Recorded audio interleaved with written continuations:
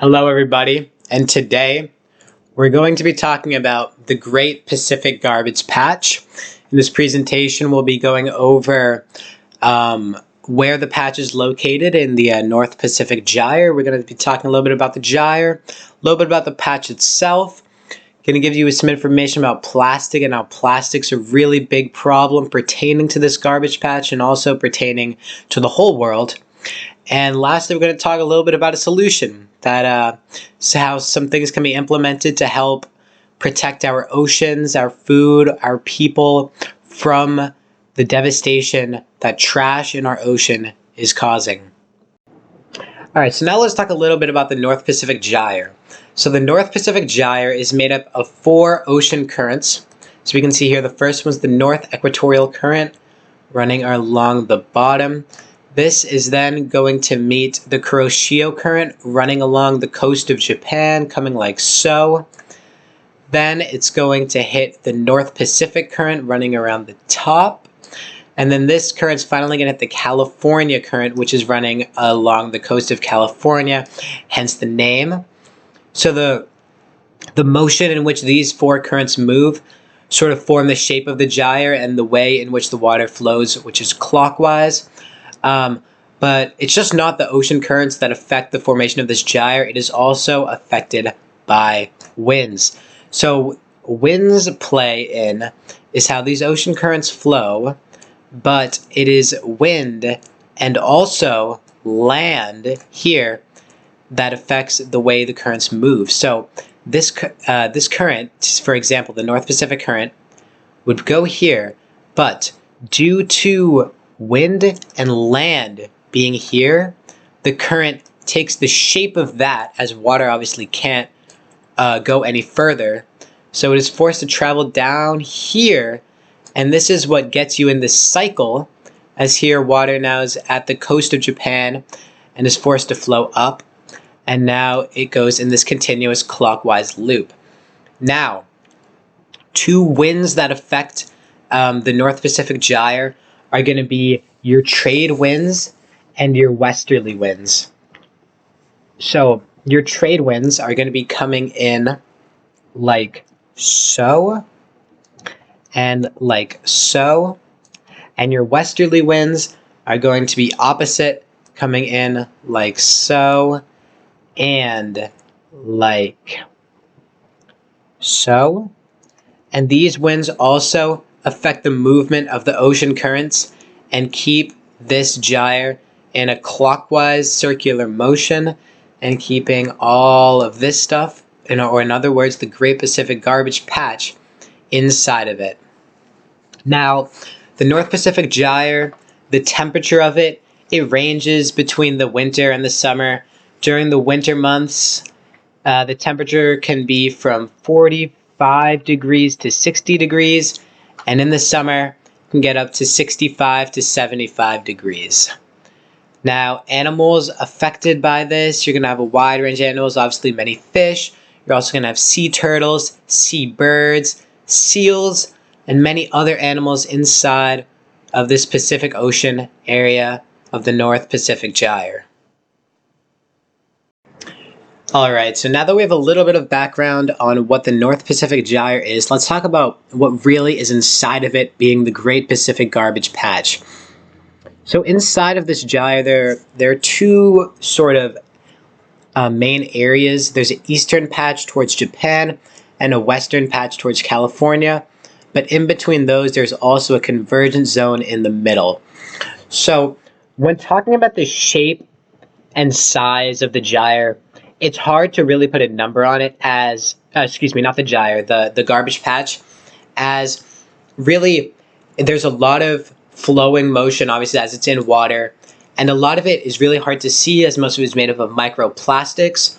So it's hard to really pinpoint an exact number, but a good estimation is about 1.6 million square kilometers is a good size, is a good number to represent the size of the gyre. To put it into a little better perspective, this is about 3 times the size of France or twice the size of Texas. So if you can just think about that, there are 3 countries of France or 2 states of Texas of plastic inside of our ocean. Just think about that for a little bit. Plastic inside of the Great Pacific Garbage Patch, it is mostly, a lot of it is predominantly fishing materials, so that'll be made of nets and rope. So a lot of that excess and fishing materials that go astray is in there. But also there's a ton of trash, ton of litter from land that makes its way out and gets stuck in the gyre. Many common types of plastic from that trash and the fishing materials is polyethylene plastic or polypropylene plastic. And again, I said before, the origination of this plastic can be from littering, bad waste management on land, which then affects our ocean, and fishing. So obviously on land, trash can go down drains, and that would fall under bad waste management into sewers, and obviously just be put on the street. And all of this can lead from one thing to another, to plastic being poured out through drains into our oceans, being picked up by one of the currents as shown on the slide before, and then finding its way with many other million pieces of plastic in the Great Pacific Garbage Patch. Alright, so we touched on plastic a little bit before, but now we're going to touch on plastic in a little bit of a larger depth. So plastic is what falls under the category of a polymer. So in other words, microorganisms are not able to break it down. Or again, in other words, it is not biodegradable. Biodegradable means it is able to be broken down by the environment, organisms, naturally, right? So plastic is not able to do that, which is a real problem and a main reason why the Great Pacific Garbage Patch is thriving, or not thriving for us, but thriving in a sense of how large it's gotten due to plastic not being able to be broken down. So the way plastic breaks down is through three ways: through photodegradation, oxidation, and animal interaction. So photodegradation is going to be from the sun, and that will break plastic down. Oxidation is going to be from oxygen. That will also break plastic down. And animal interaction, this is through animals touching it, nibbling on it. Any contact that causes friction will break the plastic down. Now, as I say break the plastic down, I am saying plastic is getting smaller and smaller. Now, plastic will go smaller and smaller until it turns into a microplastic and just keeps getting smaller and smaller, but never really goes away for many years. So, plastic will just keep filling our ocean, and it will start to contaminate the water as it's gotten so small that it looks nothing like, for example, a plastic bottle once used to be. It's much smaller than that. So here are some reasons why microplastics are a problem. Number one, they can be ingested by organisms. As seen here in the picture, we have plastics all here. These plastics will then be broken down into microplastics. Now, shrimp, small fish, whales even. These animals, when swimming, can ingest these microplastics through just water coming into their mouths, and that water is contained with microplastics. Now, going from one animal to another, this shrimp that's ingested microplastics will now be eaten by this small fish, then by these little bit larger fish, and follow the food chain until all these animals, ending at the whale, have consumed a fish or another fish that has plastic inside of it. And as this process continues, the amount of plastic in these animals gets larger, and it is a growing problem. Plastic inside of our animals, and then it will then not just stop at the animals, but then continue to us, as these fishers here are going to be fishing for these fish, which humans will then eat. So it's a continuous cycle of how plastic is being ingested into the ocean, which is then being ingested by organisms, and then is passed on to us. So that's a big problem with microplastics. Another problem is how microplastics block sunlight from autotrophs. So this plankton here is an organism that survives off of the sun, and it gets its nutrients from the sunlight, and that helps it grow, and it helps it be a food source for shrimp and other creatures. Now, these microplastics in the water, they can actually block sunlight from these autotrophs and can make it very hard for them to get the necessary nutrients that they need in order to be a thriving organism. So this again can mess up food chains and limit population as there is less food and can cause a lot of problems. Lastly, the collecting of microplastics from the ocean is expensive, laborious, and inefficient. So what this means is if all the plastic in the ocean was very large, collecting it from the ocean and redistributing it somewhere safer would not be as large of a problem, as we could just take nets, file them through the ocean, though it would be a lot of work still. It would be much easier. But since these plastics are so small, the precision needed and the amount of extra time and effort and money it would take to collect all these plastics grows exponentially. And also when trying to collect these plastics, the netting would have to be so small that many millions of fish will get trapped as well. And that can also throw off many ecosystems inside of the ocean.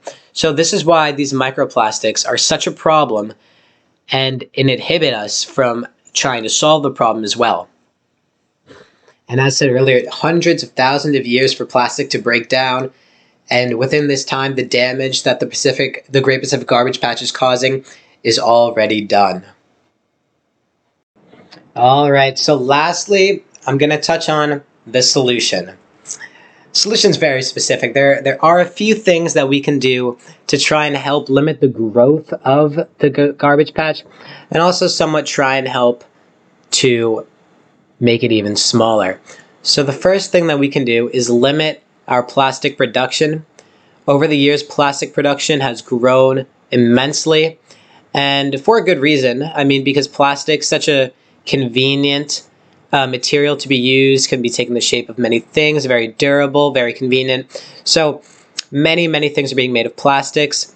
So really what we can try to do is make many things out of reusable materials. For example, plastic bags, maybe paper bags, plastic straws, there are paper straws, many things along those lines. If we can help limit the use of plastic, then more plastic will not end up in our seas. Again, along the lines of plastic, recycling our plastics. If these plastics are not being end up in the trash where they could end up in our ocean, and instead end up in recycling plants, that would be much better, and then those plastics can be reused again. Next, we can talk about some organizations. So there's the Clean Seas Organization, Ocean Cleanup Organization, World Environment Day, and many others that are working towards the goals that I've said before, and also trying to clean the garbage patch a little bit. As seen here, this is a contraption. You can see all this plastic inside that has been taken from the ocean. Many contraptions are being built with like netting on the bottom to try and scoop up some of the plastic. There are many measures being taken to try and clean up this garbage patch. Though it is large, that does not mean we can't try. And that is great work being done by these organizations. Social media influence, this is another big one. Many people, if you can get people to limit their plastic production, recycle, donate to these organizations through social media influence, that would be great. I know many organizations are using social media to help influence other people, raise awareness for the problem, and that will be great, and people can see what a large problem there is, and that will be some incentive to start doing some of these things. And yeah, so now I'm just going to talk on one issue that is inhibiting the solution to this garbage patch, and that is that no countries are willing to take responsibility for this. To paraphrase what Charlie Moore said, Charlie Moore was the one who discovered the garbage patch. He said, due to the immense size of this, it would be too expensive for any country. And since it's not on anyone's land, any country's land, it's in the middle of the ocean, no country really wants to take responsibility, as that is a large amount of money to pay. So without any countries taking responsibility, It's really going to be up to these things, the limiting of plastic, recycling, and these organizations that are going to help us keep our oceans clean and keep ourselves healthy. Thank you.